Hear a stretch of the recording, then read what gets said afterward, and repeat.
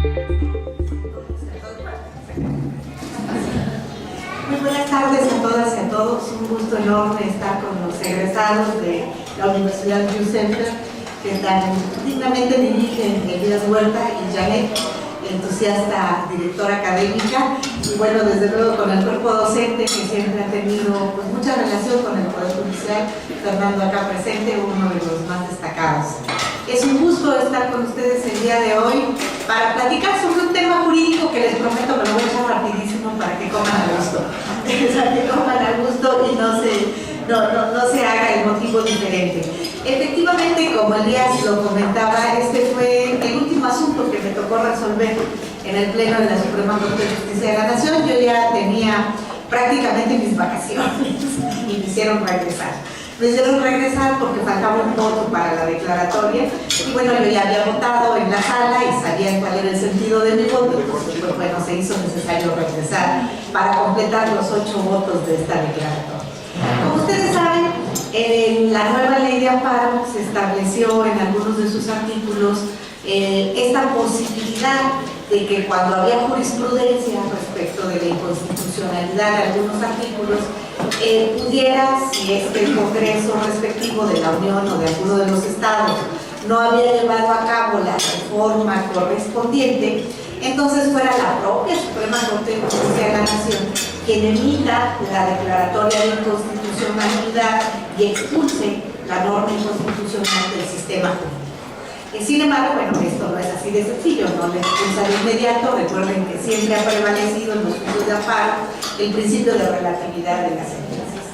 Entonces, sobre esta base, lo que se estructuró en la nueva ley de amparo es que si la Suprema Corte de Justicia de la Nación ha emitido cuando menos 2 precedentes en el mismo sentido, declarando la inconstitucionalidad de una ley, debe de dar un aviso al Congreso respectivo pues, para ver si en modo propio hacen la reforma correspondiente. Si esto no sucede, entonces puede generarse, porque estamos hablando de jurisprudencia por integración, cuando se dan los 5 precedentes y se convierte en obligatorio porque ya es jurisprudencia, entonces el presidente de la Corte hace al Congreso respectivo la moción de decirle tienes 90 días para poder declarar la inconstitucionalidad de la ley y reformar o lo haré. Entonces ese es el procedimiento que se establece en la nueva ley de amparo. Pues aquí surgió que la segunda sala declaró la inconstitucionalidad del artículo 298, inciso B, fracción cuarta de la Ley de Telecomunicaciones.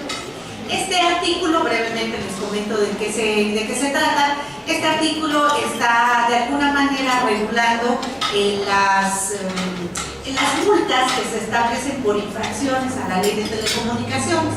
Tiene varios incisos. El que se declaró inconstitucional fue el inciso B en su fracción cuarta.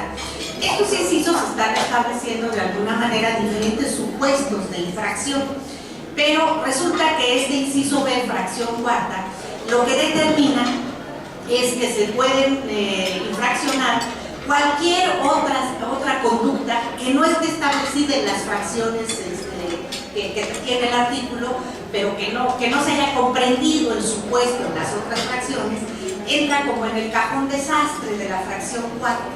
Entonces, dice, en la fracción cuarta dice, todo aquello que no está regulado en las otras fracciones y se considera una infracción de la ley, entonces vamos a sancionarla conforme a la fracción cuarta del inciso B. Y esta fracción lo que decía, la multa va del 1 al 3% del ingreso global acumulado. Entonces ustedes saben que en empresas de esta naturaleza pues es un montón, ¿no? Es una multa enorme. La segunda sala declaró su inconstitucionalidad diciendo que violaba el artículo 22 de la Constitución porque de alguna manera era una multa excesiva.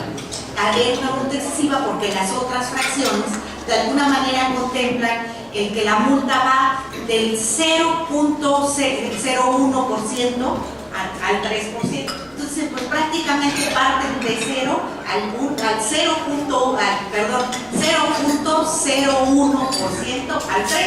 Entonces parten prácticamente de nada hasta el 3%, aunque son multas muy altas, se da la posibilidad de que la multa mínima pues realmente sea mínima, ¿no? Dependiendo de la gravedad de la infracción.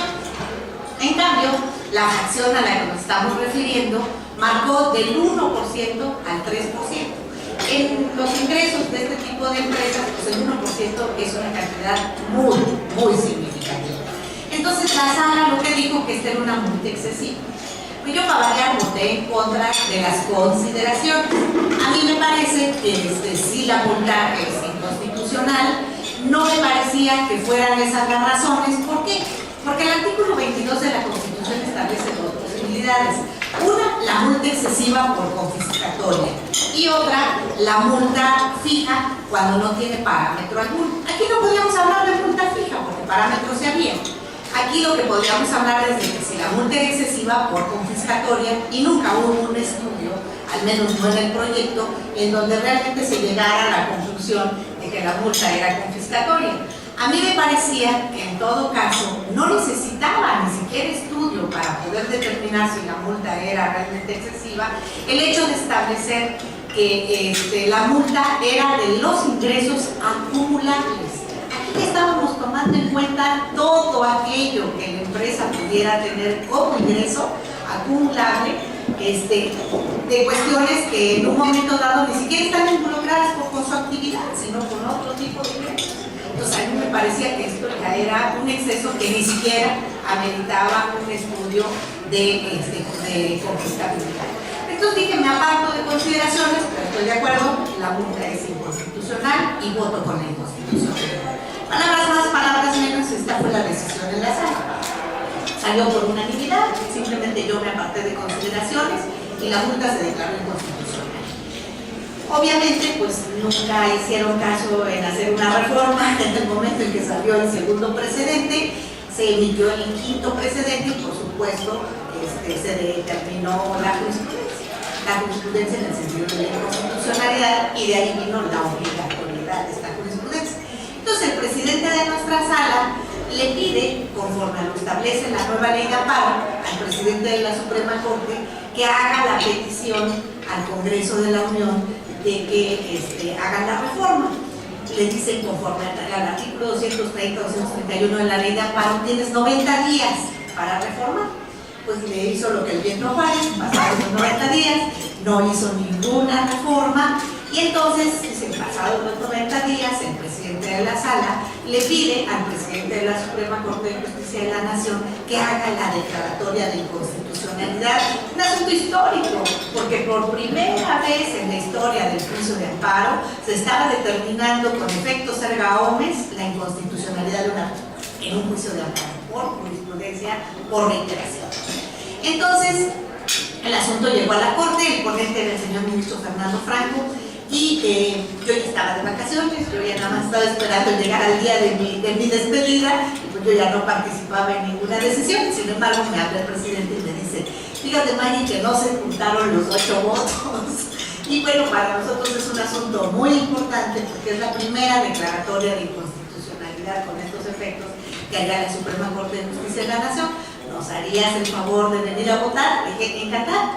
Encantada, primero porque fue mi criterio en la sala, segundo porque es un asunto históricamente muy importante, y porque bueno, pues todavía no me voy, todavía estaba ahí. Entonces pues fui a votar, y el asunto fue muy interesante en el momento en que se presenta en la Corte, porque como era la primera, pues hubo bastantes cuestiones a discutir. La primera de ellas se presenta, y lo primero que se dice es sí se necesita 8 votos para la declaratoria, y además bueno, hubo un problema previo al que me voy a referir.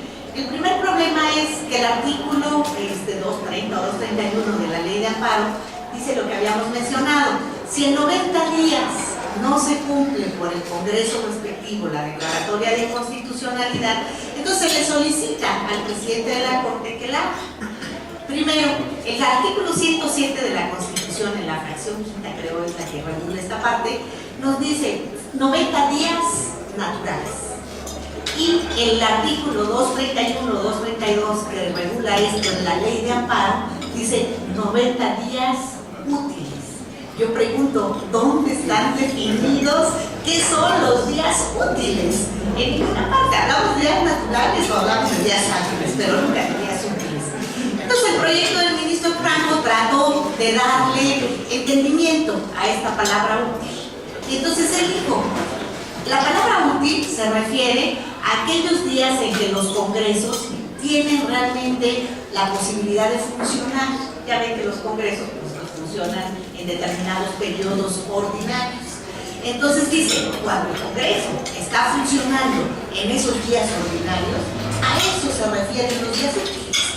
Entonces, dice el ministro Franco, pues ese es el día útil, se le da contenido a la palabra, y aquí pues ya habían pasado los 90 días útiles porque hacen las cuentas desde cuándo se mandó la solicitud, cuántos periodos ordinarios había tenido el Congreso y que tampoco había hecho.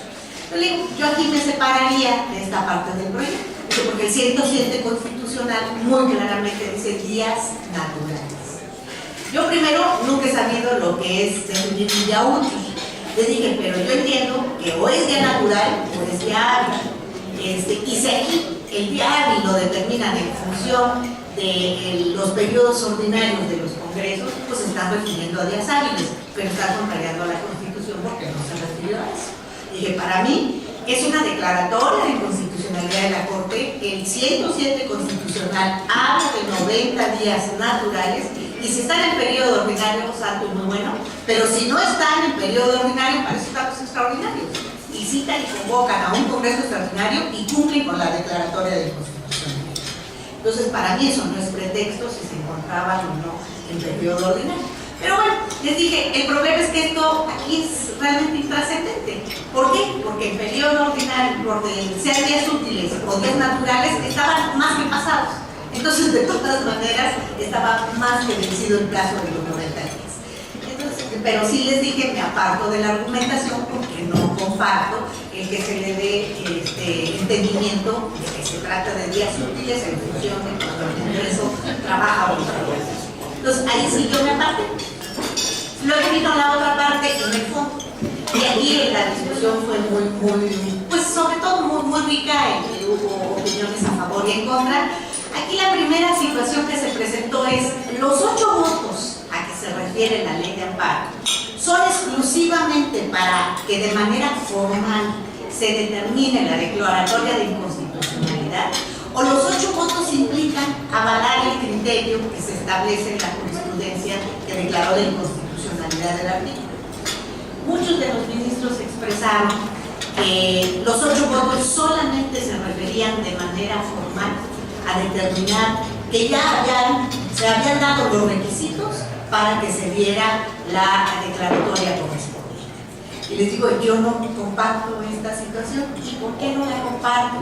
Yo estoy de acuerdo en que el artículo 234 de la ley de amparo dice que la jurisprudencia que haya declarado la inconstitucionalidad del artículo que se está declarando inconstitucional de manera general no puede variarse, ni siquiera en los argumentos que formaron parte de su determinación, lo cual a mí me parece totalmente erróneo y equivocado.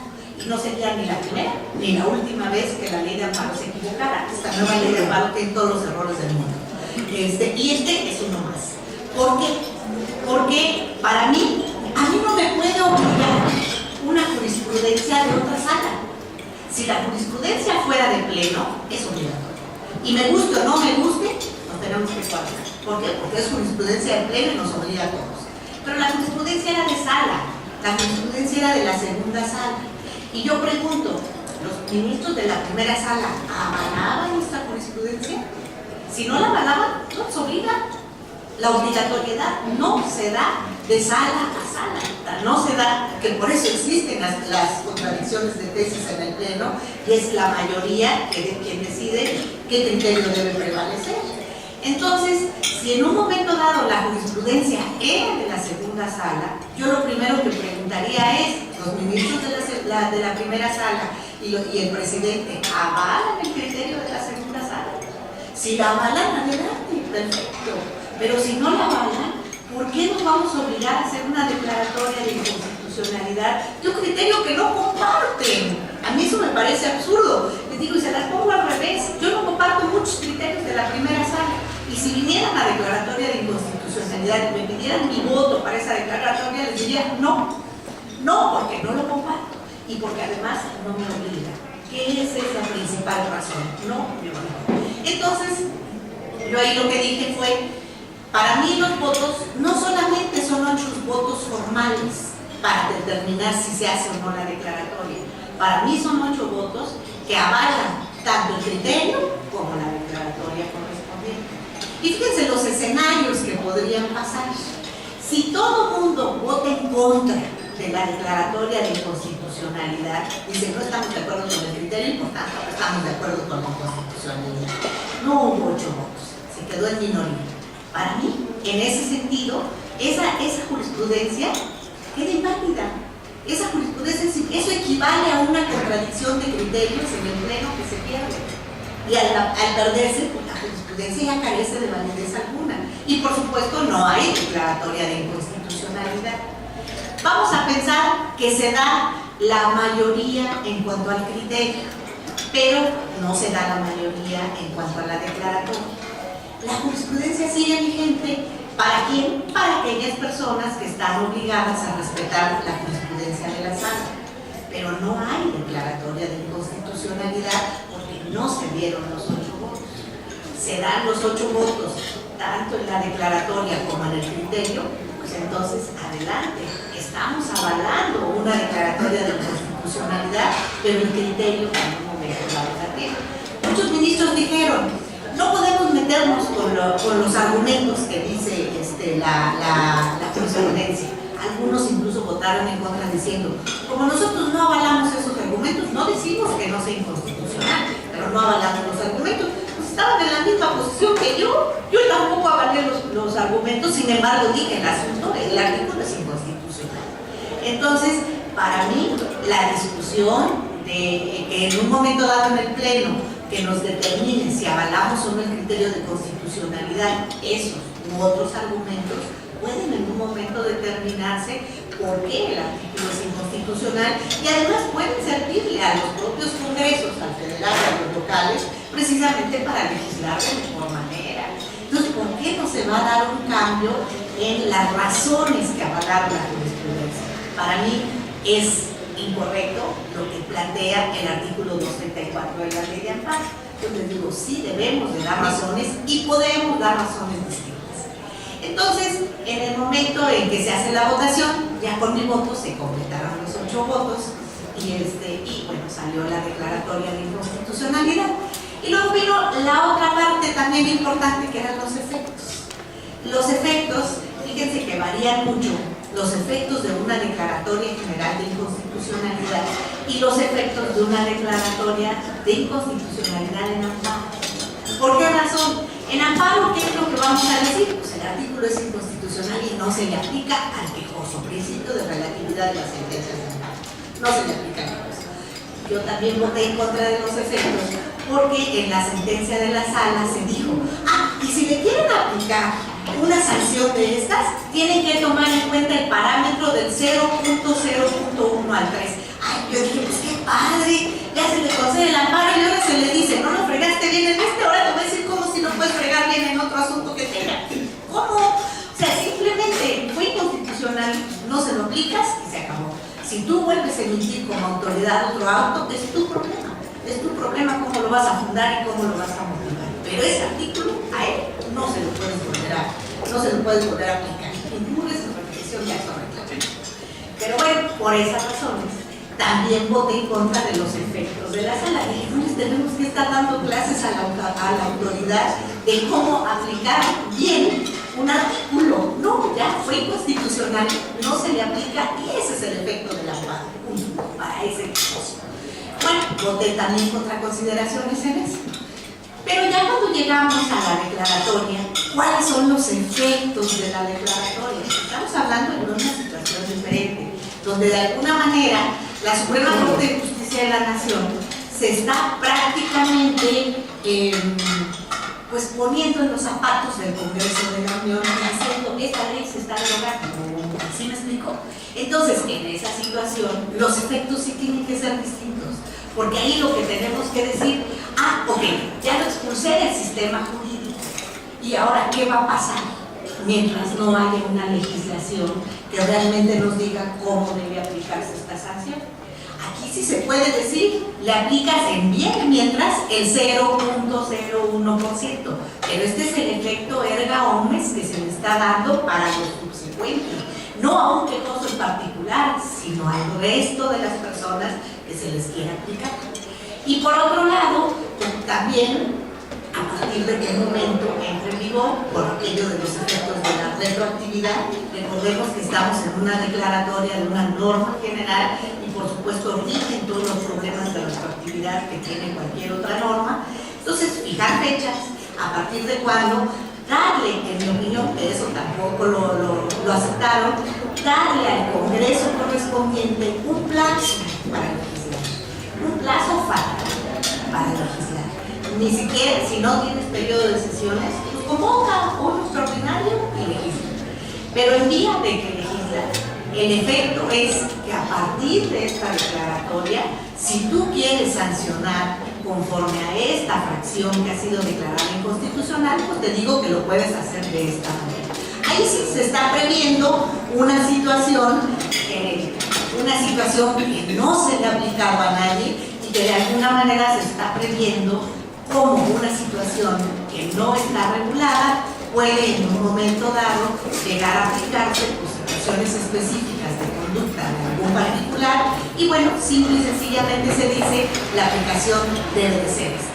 Entonces, esta parte de que se les dé un plazo específico para regular no se dio. Si la fecha, también tuvimos otra discusión importante que fue si la fecha a partir de la cual surtía efectos era como en la mayoría de las acciones y de las controversias, que es a partir de que se notifican los puntos resolutivos al Congreso correspondiente. Yo les dije, no puede ser. Tiene que ser a partir de que se notifica el englose, para que sepan cuáles son los argumentos. Porque de que ya se hizo la declaratoria, pues todo el mundo si vio la sesión ya lo sabe, desde luego. Pero ¿qué importa para efectos de una legislación? Conocer los argumentos, conocer el englose completo. También ahí perdimos, entonces dijeron que no, que bastaba con la pura determinación de que tuvieran conocimiento de los puntos resolutivos y eso era más que suficiente para que a partir de ahí pudieran ellos legislar. Esto es grosso modo para no distraernos tanto y que puedan seguir gozando de una rica comida, de lo que se trató el último asunto que me tocó fallar al seno de la Suprema Corte de Justicia de la Nación y que es un asunto realmente diferente, realmente interesante, en donde parecía que no tenía mayor problema juntar nada más 8 votos para que se dijera que sí y pues como ven